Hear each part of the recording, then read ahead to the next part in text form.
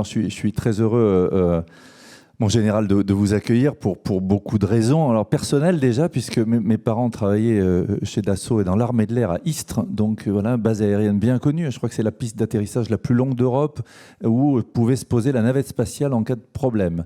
C'est exact. C'est exact. Hein. Bon, donc, voilà, j'ai bien des bons souvenirs. J'ai été aviateur dans l'armée de l'air. Il faut rappeler qu'aviateur, c'est quand on fait son service militaire, c'est ça, vous confirmez, on est aviateur. Aviateur, comme on peut être marin ou soldat dans l'armée de terre. Exactement. Et puis, ça nous parle à tous les fidèles de ce colloque. Déjà, petit clin d'œil à Bruno Wierzbicki, à Xavier Jean-Jean, qui sont des aviateurs qu'on aime beaucoup, qui sont dans l'humain maintenant. Et puis, je me rappelle, on en parlait avec Jean-Pierre il n'y a pas si longtemps, de mon ami Jean-Loup Chrétien, qui avait eu un souci à Avignon et qui avait eu un problème. Il dit, je ne sais pas si j'ai serré le frein à main de mon avion, et qui donc s'était éclipsé de la maison Jean Villard. Mais c'est vrai, pour aller vérifier si l'avion était bien toujours en place ou s'il n'avait pas glissé. Bref, merci d'être avec nous. On va prendre de la hauteur, s'élever, s'évader un peu avec vous pour terminer ces 2 journées bigrement et passionnément excitantes. Et puis j'ai envie de vous dire, qu'est-ce qui se passe dans l'espace ? Vous allez nous raconter ce que vous faites entre les Elon Musk, les Chinois, l'Europe qui se met un peu en ordre de bataille. C'est fascinant et méconnu. Donc merci de nous éclairer. Je vais vous écouter, tout comme nos amis qui nous suivent à distance et ici au Précathlon. Bon, merci beaucoup. C'est amusant que vous citiez Bruno Wierzbicki, qui a été mon premier commandant d'escadrille à Cambrai quand je suis arrivé jeune pilote. Donc vous voyez, le monde est vraiment petit. Bruno nous suit, donc on le salue. Voilà, je lui dis bonjour Bruno. Écoutez, merci de m'avoir invité. C'est un plaisir et c'est un honneur, compte tenu de la qualité des intervenants, bien sûr, mais aussi des personnes qui assistent à ce colloque. C'est un challenge aussi parce que l'heure passe et je ne vois pas encore les tables dressées, mais je pense que les estomacs nous rappellent que l'heure est propice. Et on prendra le temps, quand même. Un bon temps de vol avec vous. Bon, alors, quand j'ai vu le thème du colloque, la dictature du compromis, je dois vous avouer que je me suis demandé si j'étais un homme de compromis. Je me suis posé la question et j'ai été un peu effrayé par la réponse, en réalité. Et je me suis demandé si j'étais la bonne personne pour venir vous parler. Et puis finalement, je me suis dit qu'en réalité, je passais mon temps à faire des compromis. Ça m'a rassuré, et donc je me suis dit, je peux venir parler de compromis, mais sans doute que l'espace vous intéressera davantage que mes réflexions sur les compromis. Alors, oui, et je vous propose de le faire, parce que finalement, c'est un sujet qui est encore assez mal connu, qui suscite l'imagination, qui suscite le rêve, et qui est porteur d'enjeux absolument extraordinaires. Et donc je pense que c'est l'occasion pour moi d'exposer tout ça ici. Donc voilà, et vous savez sans doute que le président de la République en 2018 a déclaré la chose suivante. Il a dit: l'espace est un enjeu de sécurité nationale, comme le cyber. Et nous avons fait pour le cyber ce qu'il fallait faire. Nous avons créé un commandement du cyber et nous sommes en train de travailler à une stratégie cyber. Et donc, il a demandé à la ministre des Armées, en 2018, de conduire une revue stratégique, ce qu'on appelle une revue stratégique, qui a duré 1 an, qui a impliqué toutes les parties prenantes du ministère, mais aussi du ministère des Affaires étrangères, mais aussi de l'Agence spatiale française, de l'ONERA, enfin d'autres contributeurs, pour que nous arrivions, après 1 an de travail, ce qui en soi, d'ailleurs, le document est en lui-même un compromis entre les différents points de vue qui ont été exprimés lors de ce GT, à cette stratégie spatiale de défense qui a été publiée en juillet 2019 et révélée par la ministre dans un discours qu'elle a tenu à Lyon après que le chef des armées, donc le président de la République, dans les jardins de l'hôtel de Brienne, ait lui-même annoncé la fin des travaux et déclaré que l'armée de l'air deviendrait à cette occasion l'armée de l'air et de l'espace, et qu'on allait créer un grand commandement dédié à l'espace. Donc c'est celui que j'ai l'honneur de diriger aujourd'hui. Alors moi, ce que je vous propose, c'est d'abord de vous donner quelques repères sur ce qu'est l'espace, parce qu'en réalité, je constate que peu de gens savent ce qu'est l'espace, ce qu'on y fait, et qui est là-dedans, qui fait quoi. Je vous donnerai aussi quelques éléments sur l'importance de l'espace pour l'économie, et importance qui va croissante. Je vous donnerai quelques éléments également sur l'importance de l'espace pour l'exercice de notre autonomie stratégique, pour notre défense, notre sécurité et nos opérations militaires. Ensuite, je vous parlerai de la disruption qu'on observe depuis 10-15 ans dans l'écosystème spatial mondial, avec un phénomène dont vous avez sans doute entendu parler qui s'appelle le New Space et l'arrivée de tous ces nouveaux acteurs dont Elon Musk est sans doute le plus emblématique aujourd'hui. Et avant de vous dire finalement ce que c'est que cette stratégie spatiale de défense et ce que nous faisons. Et en conclusion, s'il reste un peu de temps, je vous ferai part de quelques réflexions sur le thème de ce colloque. Alors, l'importance de l'économie pour l'espace. Alors, d'abord quelques chiffres. L'économie spatiale, qui comprend ce qu'on appelle le secteur amont, c'est-à-dire la fabrication des fusées, le lancement, la fabrication des satellites. Donc ça, en anglais, c'est le upstream. Donc, plus le secteur aval, downstream, qui concerne l'utilisation des données fournies par les satellites, données météo, données d'observation de la Terre, notamment, données... alors GPS, vous verrez que je n'implique pas dans ce périmètre-là les activités qui dépendent des services spatiaux. Eh bien, ce secteur-là, en 2019, c'est un peu moins de 400 milliards de dollars. Ça, c'est une première chose. Différentes études récentes, qui ont été menées essentiellement par des organismes américains, mais également l'OCDE, ont estimé que dans les 20 ans à venir, ce montant serait compris entre 1000 et 4000 milliards de dollars. Les Américains parlent de la $3 billion économie. Ce chiffre-là n'inclut pas les activités qui dépendent des services spatiaux. Je prends un exemple. Uber, l'ensemble de l'activité d'Uber dépend du positionnement par satellite. Vous perdez la constellation GPS ou Galileo, Uber n'existe plus. Vous avez 4 milliards de dollars d'activité économique, 14, pardon, qui sont rayés de la carte, et vous avez les emplois qui vont avec, mais Uber est un exemple, il y en a 1000 autres. Donc ça, on ne le compte pas dans l'économie de l'espace. Et ce qui est important de comprendre, c'est que l'espace aujourd'hui irrigue, et de plus en plus, tous les secteurs de l'activité humaine. La santé, l'énergie, la finance, l'agriculture, l'aide au développement, l'éducation, la médecine, en France, en Europe et partout dans le monde. Vous avez notamment en Afrique et en Inde, dans des pays en développement, des programmes qui sont développés par les agences spatiales locales avec l'aide des Nations Unies ou d'organismes de développement pour favoriser l'accès à la médecine pour des populations reculées, favoriser l'accès aux télécommunications, l'accès à l'éducation. Et donc ce sont des exemples très emblématiques qui sont extrêmement intéressants. Dernier élément sur l'importance de l'espace pour l'économie, c'est un signe qui ne trompe pas, c'est que l'ensemble ou presque des GAFAM américains sont devenus des acteurs du spatial.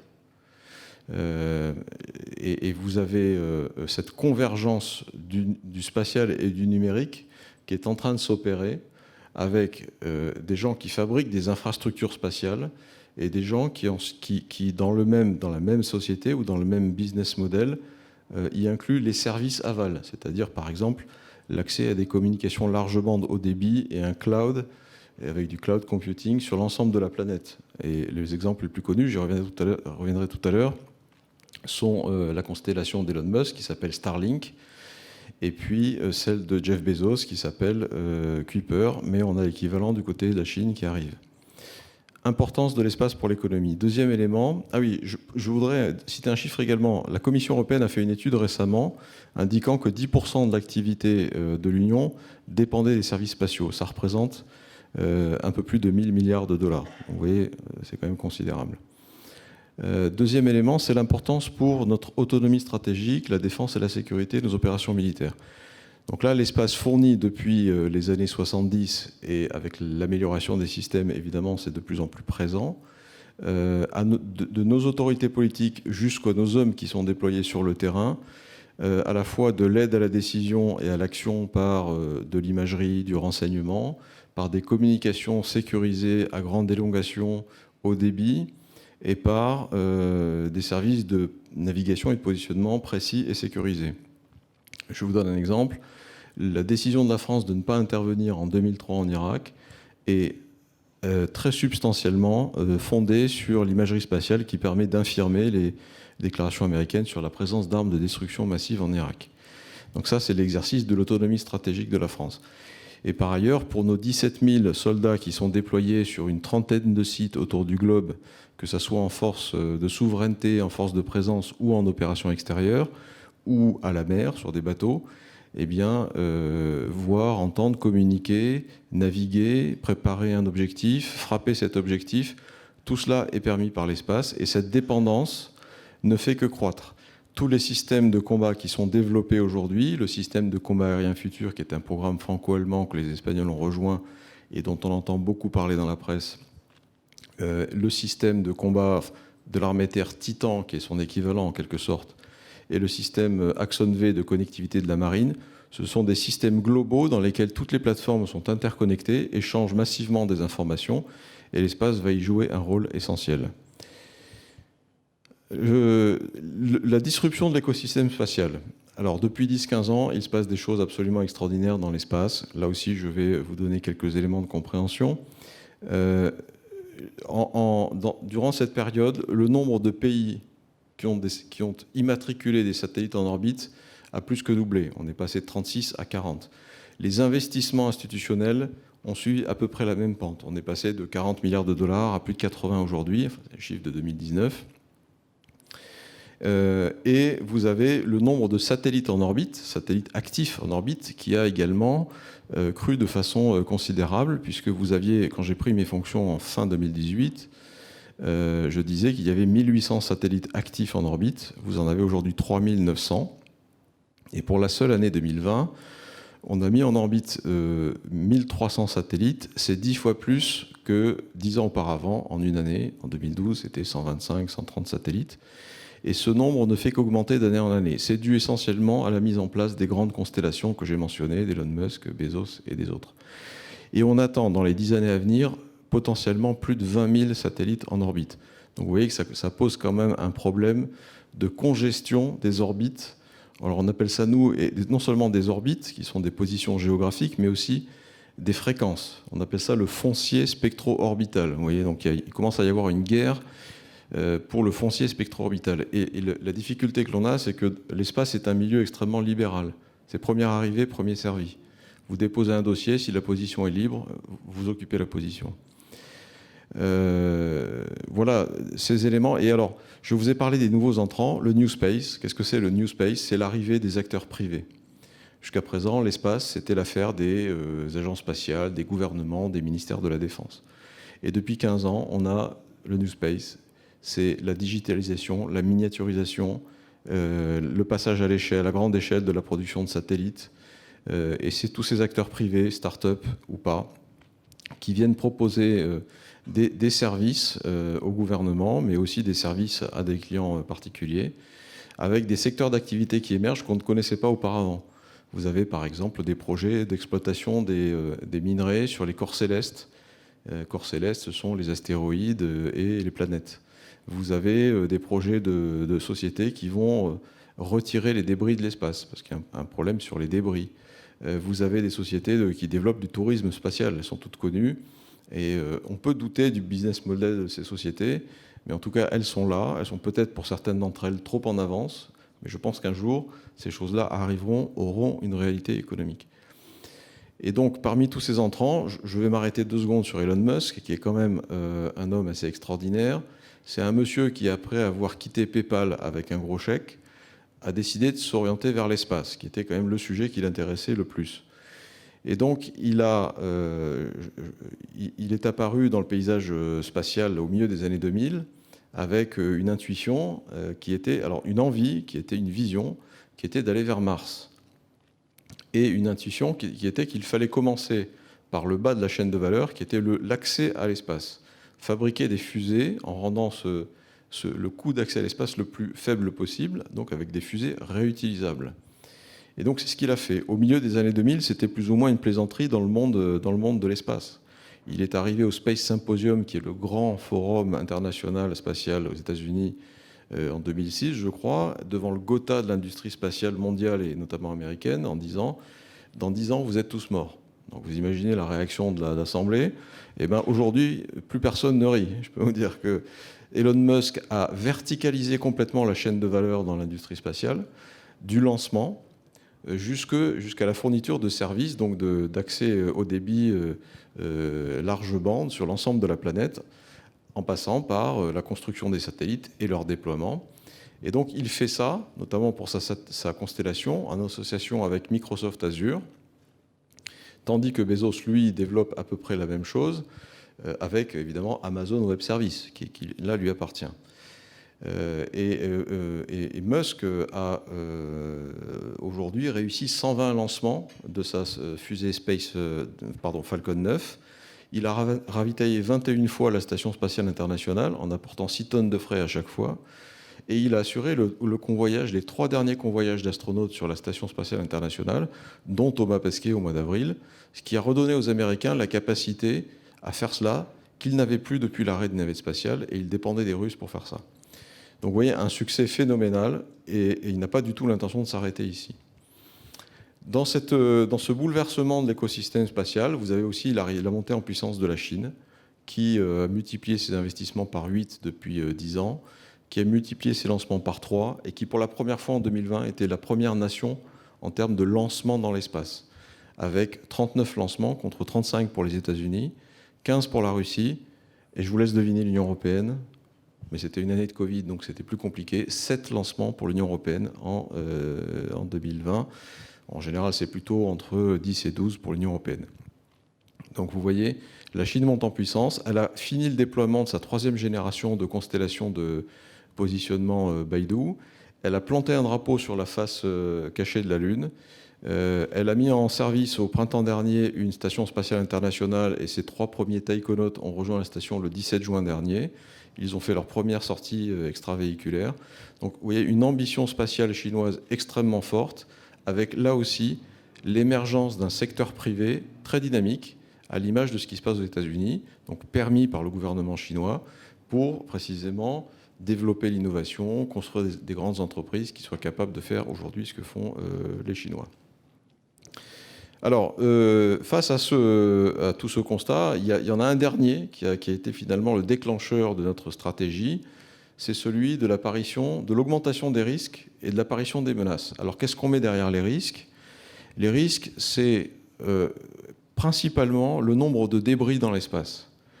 Il y a aujourd'hui, l'ESA a recensé aujourd'hui 34 000 débris en orbite de plus de 10 cm. Ces débris résultent essentiellement d'un tir d'essai d'un missile antisatellite par les Chinois en 2008 et d'une collision entre un satellite américain Iridium et un satellite russe mort. Et donc ces débris-là sont en orbite et ils vont y rester des centaines d'années. Donc 34 000 de plus de 10 cm, 900 000 de plus d'1 cm. Un débris, alors je vous donne une idée des vitesses à laquelle volent les objets qui orbitent autour de la Terre en orbite basse. C'est 28 000 km/h, c'est 8 km/s. Donc quand vous avez un débris métallique d'1 cm qui tape sur un satellite, à ces vitesses-là, eh bien, il crée des dommages qui peuvent être irréversibles. Ça n'est pas la destruction physique, mais vous pouvez le rendre inopérant très vite. Il y a un très bon film, si vous ne l'avez déjà vu, je vous engage à le voir, qui s'appelle Gravity, qui met en scène ce phénomène de collision, de génération de débris. Et Sandra Bullock dans ce film. Avec Sandra Bullock dans le film. Qui en fait illustre ce qu'on appelle le syndrome de Kessler, c'est-à-dire que des collisions en chaîne, puisque les débris générés vont taper d'autres satellites qui explosent, qui créent des débris, et qui peuvent potentiellement rendre l'espace inutilisable à terme, avec les impacts que vous imaginez, compte tenu de ce que j'ai dit sur l'importance vitale de l'espace sur les économies et nos modes de vie aujourd'hui. Oui, et en plus, vous le disiez, jusqu'à 100 années, ils peuvent vivre... ouais. Les fameux vieux débris. Hein, mais ça dépend de la hauteur. C'est-à-dire qu'un objet en orbite a tendance de toute façon à retomber sur Terre. Mais ça prend du temps. Si vous êtes en orbite basse, c'est-à-dire entre 200 et 500 km, il faudra entre 150 ans et 250 ans. Si vous êtes à 1000 km, il faudra plutôt 1000 ans. Donc vous voyez que ça ne va pas être immédiat. L'échelle du temps. Ça ne va pas être immédiat. Voilà. Et les menaces, je termine avec les menaces. Donc les menaces, eh bien, ce qu'on voit apparaître depuis maintenant quelques années, ce sont des armes qui sont déployées pour espionner, brouiller, intercepter des signaux, neutraliser, aveugler des satellites adverses. Alors pourquoi on voit ça ? Pour une raison simple, c'est que nos grands compétiteurs stratégiques, je ne vais pas les citer, mais vous les connaissez, considèrent que l'espace est un facteur de supériorité pour les États-Unis et leurs alliés, et que en menant d'emblée des actions dans le domaine cyber et dans le domaine spatial, vous allez rétablir une forme de symétrie avant même d'engager un conflit dans les autres domaines que sont le milieu aérien, terrestre ou naval. Et donc en réalité, vous avez donc le développement de ces armes qui se fait de manière un peu masquée, mais qui est une réalité. Il y a eu aujourd'hui 3 essais de missiles. Alors le plus spectaculaire, c'est le missile tiré depuis le sol qui va détruire un satellite en orbite basse, c'est-à-dire à quelques centaines de kilomètres. Donc 3 pays ont fait ça déjà. Le dernier en date, c'est l'Inde en 2019, mais on peut considérer que c'était un message politique à l'égard de son grand voisin, la Chine. Mais vous avez d'autres formes. Il y a ce qu'on appelle les menaces co-orbitales, c'est-à-dire des satellites qui sont maintenant manœuvrants, parce qu'on arrive maintenant à bouger sur les orbites, à monter ou descendre, voire même à changer légèrement de plan d'orbite, parce que la mécanique spatiale, c'est quelque chose d'assez compliqué. Mais la mobilité dans l'espace, c'est assez difficile, mais ça apparaît.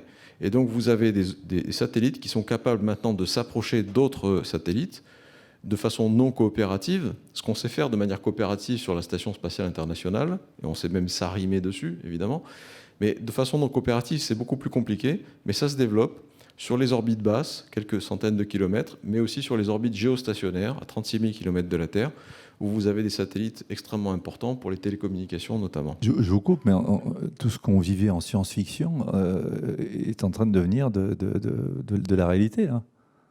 D'une certaine façon. Ouais. Mais la science-fiction embellit un peu l'affaire, les films embellissent un peu évidemment l'affaire, parce que la mobilité dans l'espace, en tout cas sur les orbites terrestres, c'est plus compliqué que ce que l'on croit, et donc ça nécessite quand même la maîtrise de technologies et de savoir-faire qui ne sont pas encore à la portée de tous, mais qui se développent très rapidement, y compris pour des acteurs privés. Et c'est aussi une des difficultés à laquelle auxquelles nous avons affaire, c'est que ces menaces dans l'espace peuvent avoir l'apparence d'objets qui ont des missions civiles ou d'objets civils ou qui sont immatriculés comme des objets civils.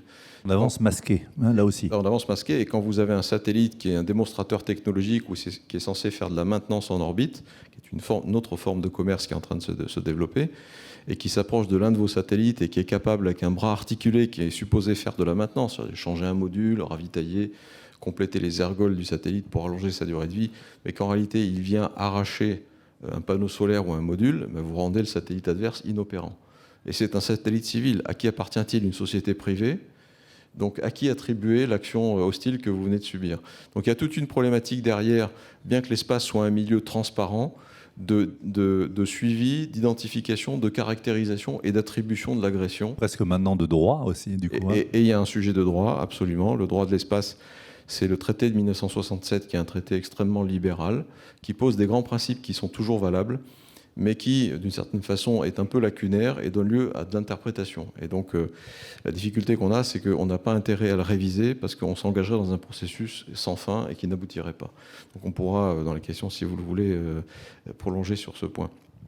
Voilà, alors donc, la stratégie, je termine là-dessus. Je n'ai aucune idée de l'heure, hein, je suis désolé. Mais donc, la stratégie, donc, qu'est-ce qu'elle dit? Elle dit, eh bien, face à ce constat que je viens de dresser, face à l'émergence de ces menaces, eh bien, nous allons nous mettre en position de protéger nos intérêts spatiaux en considérant qu'ils ne sont pas seulement militaires, mais qu'ils sont également, ils peuvent être également civils ou européens. Donc on est en train de travailler, par exemple, avec le secrétariat général pour la défense et la sécurité nationale, pour identifier une liste de satellites qui sont d'intérêt vital pour la France et l'Europe. De la même façon vous avez des opérateurs d'importance vitale sur Terre, et bien finalement on est en train de définir la même chose pour l'espace. Ces satellites-là, on va vouloir les surveiller de très près pour éviter qu'il y ait des actions hostiles qui viennent soit les neutraliser, soit les rendre inopérants, soit les détruire.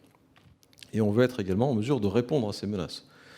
Et donc on a une feuille de route qui se décline en 4 axes. Donc c'est une nouvelle doctrine dans laquelle on a un volet surveillance de l'espace. On veut être capable de voir tous ces objets qui se multiplient, qui deviennent non prédictifs, menaçants.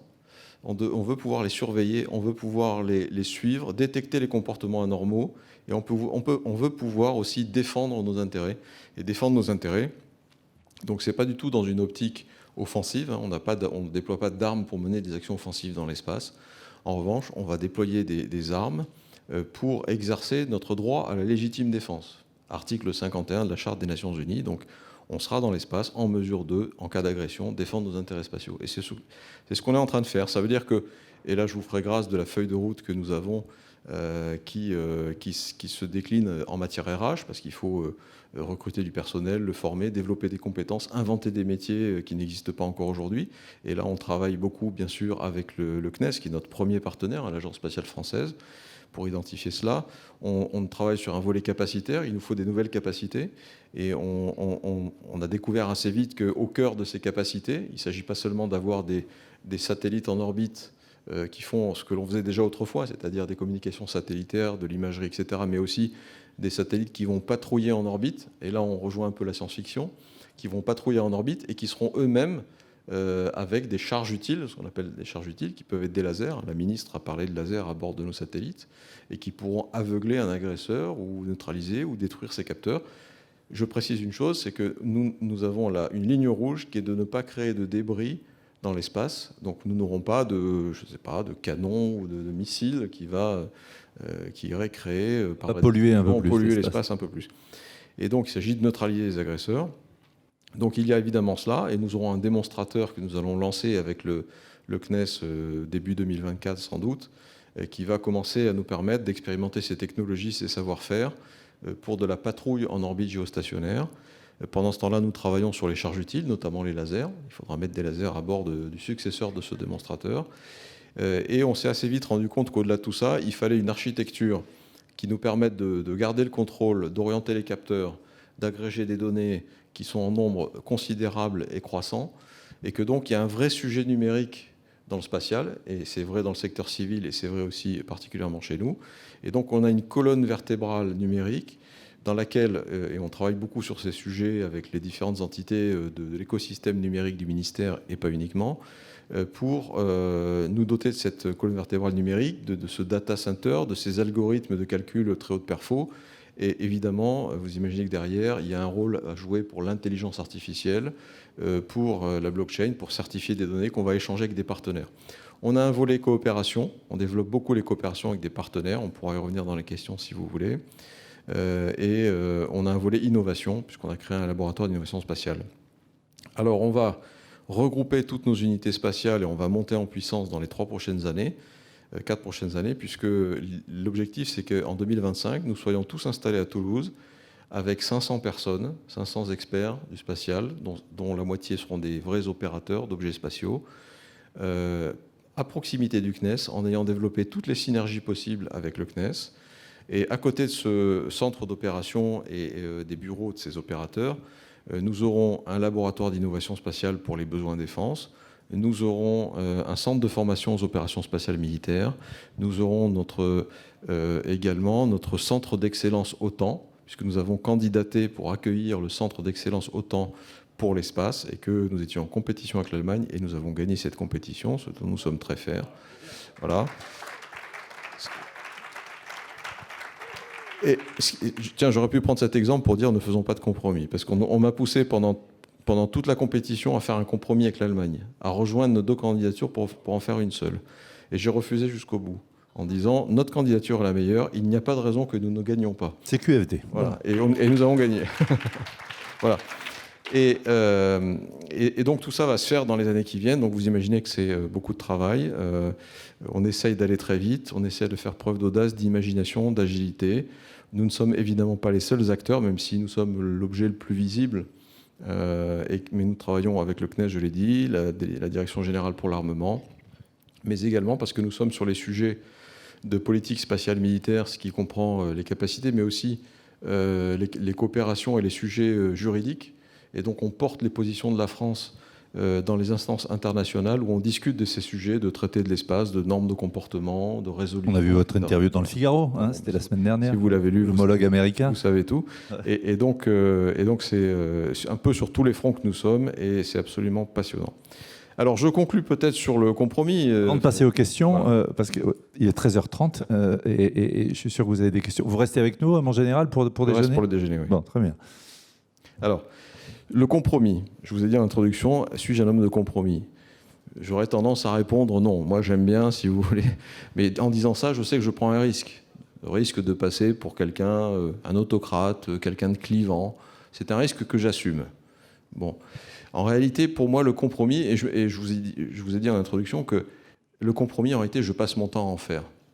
Pour moi, le compromis est une nécessité. Non pas que j'aime cela, mais je prends ma place dans un écosystème qui existait avant que j'arrive, où de nombreux acteurs ont des agendas qui ne sont pas nécessairement exactement parallèles au mien ou convergents avec le mien, enfin, en tout cas celui qu'on m'a fixé. Et donc, chaque fois que moi, je trouve un compromis avec l'un de ces acteurs, c'est pour moi un pas en avant vers l'objectif final. À l'inverse, un compromis pour l'un de ces acteurs, c'est une forme de renoncement. Donc, vous voyez, il y a cette espèce d'ambivalence. Et d'ailleurs, j'ai observé que sur des travaux qui, après de longues heures de travail, de longues semaines, de longs mois, ont abouti à un compromis qui paraissait extrêmement satisfaisant, on avait de la guerre sous-marine, des torpilles qui arrivaient, des visiteurs du soir, on appelle ça aussi des visiteurs du soir, qui venaient torpiller le résultat de ce magnifique travail et du compromis qu'on avait trouvé. Donc vous voyez, et moi ce qui m'a amené à la conclusion qu'en réalité, un compromis, c'est vraiment, en fin de compte, un choix par défaut. Alors évidemment, c'est dans le meilleur des mondes, c'est la rencontre de deux volontés pour un objectif commun. Mais encore faut-il que les deux volontés soient sincères et qu'il y ait un rapport de force qui ne soit pas trop dissymétrique. Sinon, il y a au moins une des parties qui n'a pas intérêt à avoir un compromis, à faire un compromis, qui a plutôt intérêt à imposer sa volonté, et l'autre, finalement, qui n'y a pas intérêt non plus, ou peut-être y a-t-il intérêt, mais il prend le risque que le compromis ne soit pas mis en œuvre derrière. Et ça, je l'ai observé, moi, depuis quelques temps, c'est assez difficile. Et je suis arrivé finalement à la conclusion que tous les compromis que l'on fait, ce sont des mots nécessaires, ils me permettent d'avancer. J'aurais préféré néanmoins que cela puisse se faire différemment. Et moi, je crois assez, en fait, et peut-être que je prendrai le contre-pied, et vous m'en verrez désolé, de propos qui ont été tenus dans le colloque précédemment. Le compromis n'est pas mauvais en soi, je ne dis pas que ce n'est pas ce que je veux dire, mais j'observe quand même que dans l'histoire de l'art, dans l'histoire tout court, ou dans l'histoire des grandes réussites industrielles, beaucoup de grandes choses se sont faites, non pas par le compromis, mais par une vision très forte, une volonté farouche d'un dirigeant qui a organisé ses ressources, ses moyens, ses talents pour arriver à ses fins. Et dès lors que vous êtes... Et j'aime beaucoup cette phrase de Napoléon, je m'excuserai de citer Napoléon, mais qui écrivait à propos de la campagne d'Italie, qui a été une de ses campagnes les plus extraordinaires, qui a dit la chose suivante: « Je n'eusse rien fait de bon si j'eusse dû m'accorder ou si j'eusse dû faire coïncider ma volonté avec celle des autres. » Et donc c'est assez emblématique. Et en fait, dans la vision de Napoléon, qui ensuite il a développé toute sa vie, il y a ce qu'on appelle, nous les militaires, le principe suivant: un chef, une mission, des moyens. Mais dans le monde où on vit, ça ne fonctionne pas comme ça. En opération, quand on est sur le terrain, ça fonctionne comme ça.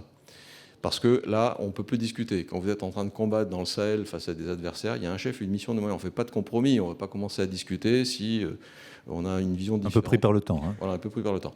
Et donc, mais dans le monde où on vit en temps de paix, où les processus décisionnels sont finalement éclatés, où on n'a pas toujours les leviers, eh bien le compromis, c'est un mal nécessaire. Mais, je terminerai là-dessus, ça n'est pas toujours la meilleure solution. C'est une solution qu'il faut mettre en œuvre qu'on ne peut pas. Ce que je dirais aussi, c'est que j'ai observé que dans certains cas, lorsque le compromis ne va pas être bon, il faut développer des stratégies d'évitement, ce que j'appelle les stratégies d'évitement.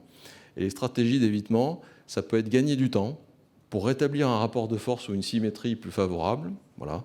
C'est ce que savait très bien faire Churchill, hein, qui n'était pas un homme de compromis, mais qui était un fin négociateur. Donc il savait très bien quand il pouvait négocier un compromis ou pas, et rétablir le rapport de force, ou alors faire intervenir un influenceur qui va rétablir le rapport de force. Voilà. Et finalement, je me disais, en terminant mes réflexions pour ce colloque, que plutôt que la dictature du compromis, j'aurais préféré le paradoxe du compromis, qui est nécessaire mais pas toujours souhaitable. Voilà. Merci à vous, Michel Freidling. Merci beaucoup. Merci. Qui a envie de poser des questions? C'est passionnant. Lionel. Oui, bonjour, Lionel Prudhomme. En fait, je vous pose une question avec des images Star Wars dans la tête. On voit des cargos éboueurs qui ramassent les débris dans l'espace. Enfin, on les voit furtivement parce que ce n'est pas le centre du scénario. Mais est-ce qu'on imagine qu'on aura des satellites éboueurs, c'est-à-dire qui ramassent les déchets dont vous parliez tout à l'heure. Oui, c'est en train de se développer. Il y a des études qui sont faites, qui sont conduites et financées par l'Agence spatiale européenne là-dessus, avec l'université de Surrey en Grande-Bretagne et Airbus UK notamment. Et ils ont déjà fait des expérimentations. Donc vous avez des satellites qui sont armés de... Alors ils ont testé plusieurs techniques. Ils ont testé des filets ou des harpons. Et donc ils s'approchent suffisamment près de débris d'une taille importante quand même. Il faut que le débris soit d'une taille importante. Et donc ils peuvent soit attraper dans un filet et ensuite le remorquer et le désorbiter, c'est-à-dire le faire rentrer dans l'atmosphère où il va se consumer avant de disparaître, soit le harponner, et c'est le même principe. Vous avez aussi au Japon une société dont le nom m'échappe à l'instant, mais qui a levé des fonds extrêmement importants et qui est très crédible sur ce sujet, parce que je pense que ça va être un sujet de plus en plus important, avec la congestion des orbites et les risques de collision qui vont aller croissant, et qu'il y aura à un moment donné, sans doute, de la place pour des sociétés qui ont la capacité à aller nettoyer l'espace, qui seront financées, je ne sais pas comment, par des agences spatiales ou par des opérateurs spatiaux qui eux-mêmes auront intérêt à nettoyer l'espace pour pouvoir continuer à opérer. Donc ça existe. Ce que je vous propose, parce qu'il est 13h38, c'est que puisque vous restez avec nous en général, on va vous remercier et puis on va avoir à cœur de discuter avec vous, de parler avec vous. Je voudrais que vous l'applaudissiez très chaleureusement. Merci de votre temps, de votre implication pour ce colloque, de nous avoir ouvert des horizons.